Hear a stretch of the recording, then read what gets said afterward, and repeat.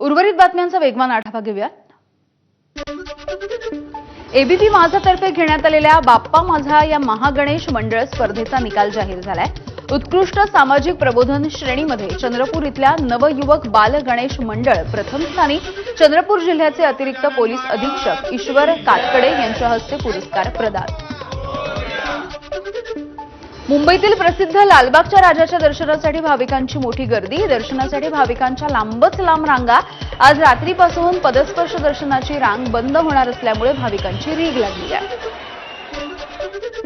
बीडच्या माजलगाव इथल्या निजामकालीन टेंबे गणपतीची स्थापना निजाम सरकारनं नाकारली होती। परवानगी म्हणून एकादशीला श्रींची स्थापना होते।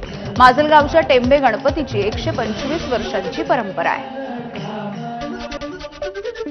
रायगडच्या पेण तालुक्यामधील चिंबोरावाडी इथला एक गाव एक गणपती ही परंपरा मागच्या 23 वर्षांपासून कायम आहे। गावामधील सर्व समाज, महिला मंडळं आणि तरुणाई एकत्र येते आणि हा गणेशोत्सव साजरा होतो।